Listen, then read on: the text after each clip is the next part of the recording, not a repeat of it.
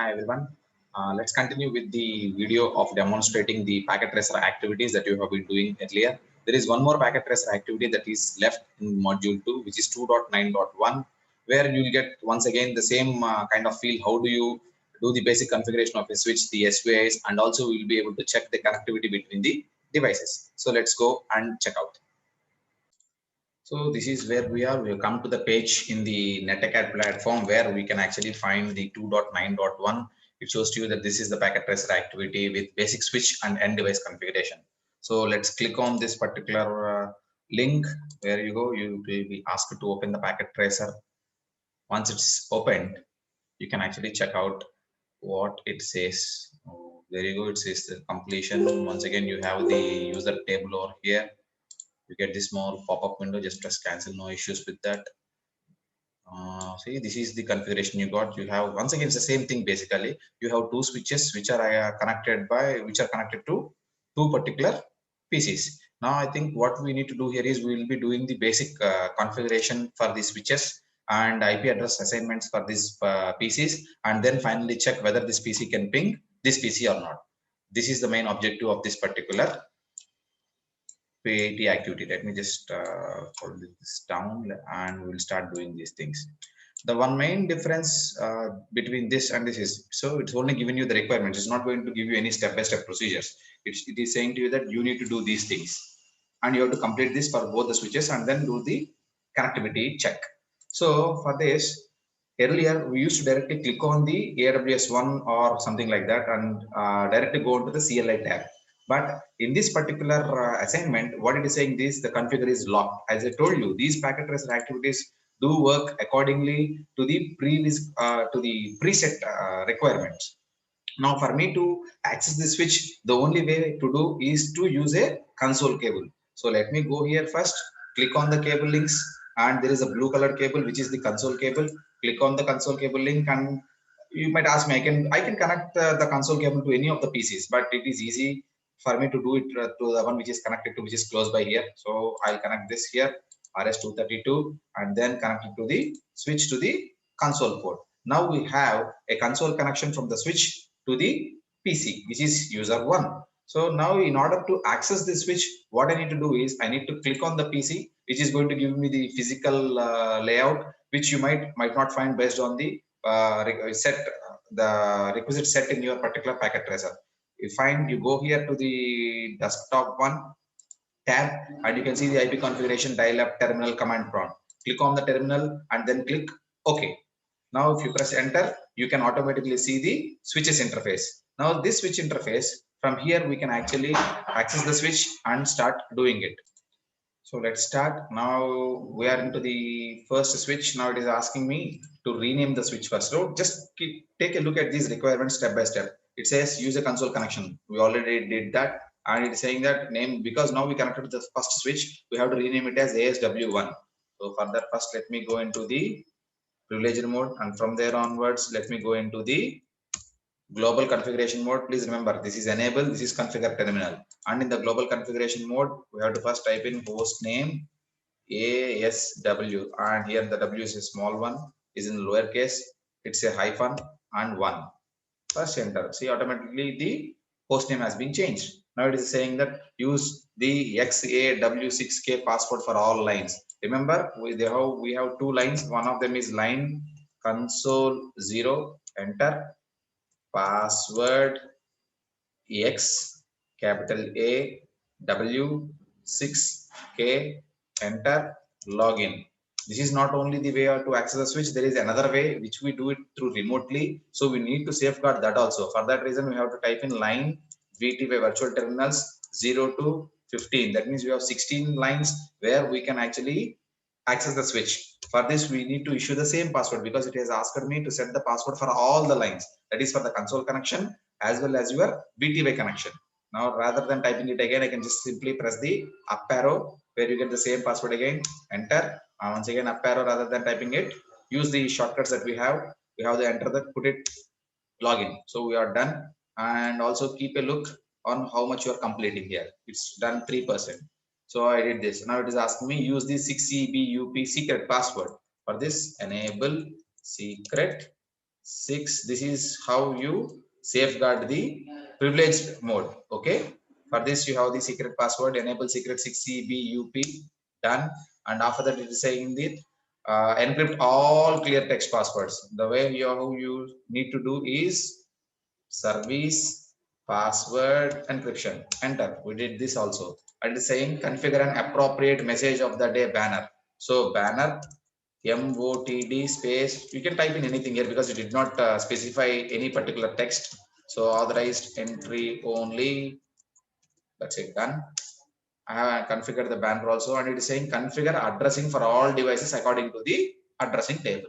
Now for this, get back to the addressing table. Now if you see here, for this switch, it is showing to me for the VLAN 1 interface, the IP address assigned is 10.10.10.100. So I told you in my earlier videos, this is the default VLAN 1 is the default interface for your SVI, switch virtual interface. So for me, let me go into that interface, VLAN 1, enter, and IP address 10.10.10.100 space. You have to mention the subnet mask here, 255.255.255.0, enter, and most importantly, no shutdown. If you don't give no shutdown, your interface will not work. So I assigned the details for this. So I assigned the IP address for my switch 1, and here once again exit.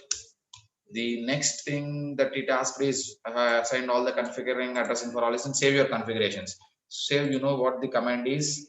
You have to type in copy running config startup config, enter. Okay, it is asking me the destination file name to be as startup config. Just press enter. That's it, done. We actually did with switch 1. Now let me go towards, so close this down because already we copied it. No issues. No, there should be no issues with this. Now for me to configure this particular switch, once again I need another console connection from this user 2 to ASW2 to console. Now I have a console connection from this PC to this switch. So let me click on this PC. It's the same steps again. Go into the desktop tab, go into the, click on the terminal, click OK, and you press enter. You will see the switch prompt over here. So let me just say repeat the same steps that we did earlier. Switch, enable, configure terminal, and once here first thing is host name. Host name, what you have to do is ASW-2, enter, and line console 0. Once again, password, you cannot use the up arrow here because the commands that you entered earlier is in switch 1. This is switch 2. So we have to do it again. XAW6K. Is it right? Yes. Enter. Login. Now line, same thing, the same commands again. Line VTY 0 to 15, enter the same password, and you have to give the login command. Now I have secured all the ways of accessing the switch. It is now I have to secure the privileged access mode. For that, the simple command is enable secret 6EBUP. Okay, enter. Enable secret, and after that you have to say service password encryption, done. Banner MOTD. Once again, let me type in the same text, authorized entry only, enter, done. And it is also once again we have to assign the IP address for the SVI. Go back to the table and let me put here interface VLAN 1. For assigning SVI, we have to enter into the interface of VLAN 1, and the IP address we use here is IP address 10.10.10.150 space.